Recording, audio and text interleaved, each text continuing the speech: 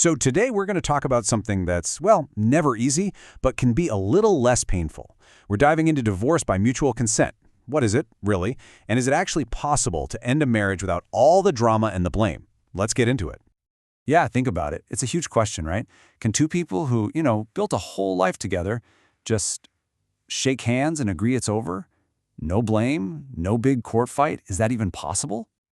Well, the good news is, in a lot of legal systems, the answer is a resounding yes. And that's where divorce by mutual consent comes in. It's basically a legal off-ramp designed for couples who both agree that, as tough as it is, they're on the same page about ending the marriage. And look, this isn't some brand new experimental idea. If we look at India, for instance, it's a well-established path in different personal laws, like the Hindu Marriage Act, and even in Muslim law. The whole thing revolves around this term you'll hear a lot, irretrievable breakdown. That's just a formal way of saying the marriage is, well, broken beyond repair, and importantly, nobody has to be the bad guy. All right, so let's get into the nitty-gritty. How does this actually play out in practice? We're going to use the Hindu Marriage Act as our main example here, because it gives us a really clear step-by-step roadmap. Okay, there are 3 big conditions, and you've got to meet all 3. No exceptions.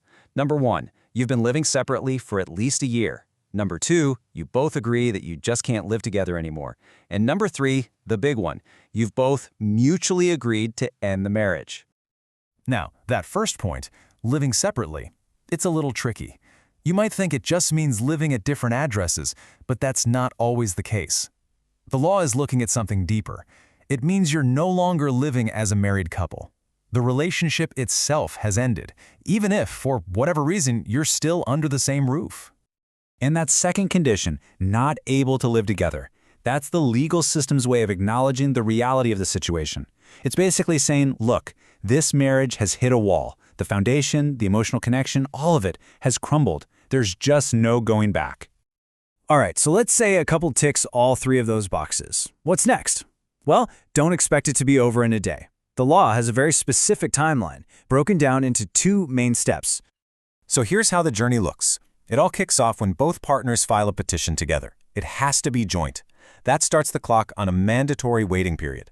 Then, sometime between 6 and 18 months later, you both have to go back to court for what's called a second motion.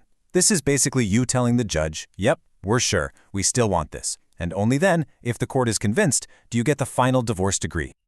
So what's with that 6-month wait? Well, it's widely known as the cooling off period, and the name pretty much says it all. The whole point is to give both people a chance to take a breath, reflect, and make absolutely sure this is what they want. It's a built-in pause to prevent anyone from making a rash decision. But of course, when you're talking about law and human emotions, things are rarely that neat and tidy. And this is where it gets really interesting and complicated. There are a couple of big what-ifs that have sparked a ton of debate in the courts. So first up, that 6-month cooling-off period we just talked about. Is it set in stone? Or are there times when a court can say, you know what, let's skip it? This very question has been a huge legal battle. And this is where you really see how law isn't always black and white. On one hand, you've got the Supreme Court, which has said, yes, we can waive that 6-month wait, especially in cases where the couple has already been fighting in court for ages and the marriage is obviously completely over. But then, some high courts have dug in their heels and said, nope, it's mandatory, period.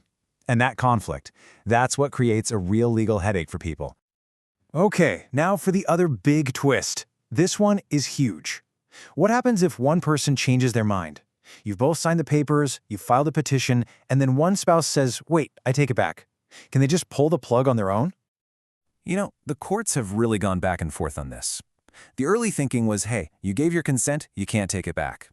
But then the view shifted, and most courts started saying that consent has to be there right up until the very end. The Supreme Court, it's been a little inconsistent. There's this one major case where they actually granted the divorce even though the wife had withdrawn her consent, basically saying the marriage was too far gone. So yeah, it's a bit of a legal puzzle with no clear answer. Okay, let's zoom out for a second. This whole idea of an amicable split isn't just found in one legal system. If we look at Muslim law, for example, we find these really interesting centuries-old concepts of divorce by agreement, specifically something called khul and mubara'ah. Khul is pretty fascinating. It's a form of divorce that's started by the wife. But to get the husband's agreement, she offers something in return. Often, she'll give up her mahr, which is the dower payment she's entitled to. You could almost think of it as her buying her release from the marriage contract. It's a powerful tool for a woman to seek her own freedom. Mubara is a bit different. It's actually a lot closer to what we've been talking about, a truly mutual, no-fault divorce. The very word means to release each other. The key here is that both people want out. The feeling is mutual. And because of that, either the husband or the wife can kickstart the process. So, just to make it super clear, with Hul, the wife is in the driver's seat, and she has to give something up to get the divorce. With Mubara, it's a team decision. The feeling is mutual, so either one can start it, and the consideration part isn't the main focus. Okay, so we've covered a lot of ground here, from the Hindu Marriage Act to Muslim law. So what are the big takeaways? What should you really remember from all this? Let's break it down.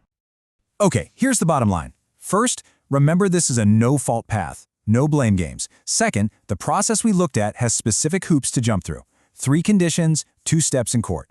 Third, some of those rules, especially that waiting period, are surprisingly flexible and debated all the time. Fourth, this idea isn't isolated. Other legal systems have their own versions. And maybe most importantly, the court's #1 job in all of this is to make sure that when both people say yes, they genuinely mean it. No pressure, no tricks. And this quote is just fantastic. It talks about judicial social engineering. What happened was a judge saw a couple fighting over a fault-based divorce and realized, wait a minute, you both just want this to be over. So right then and there, he turned it into a mutual consent case. It's a perfect example of a judge using common sense to make the law work for real people. So all of this leaves us with one final really deep question to chew on. How does the law strike the right balance? On one hand, you want to respect the decision of 2 adults who have agreed on something so personal. But on the other hand, you need to have safeguards, like that waiting period, to make sure it's not a decision made in anger or haste. Finding that perfect middle ground, well, that's the constant, tricky balancing act for the legal system.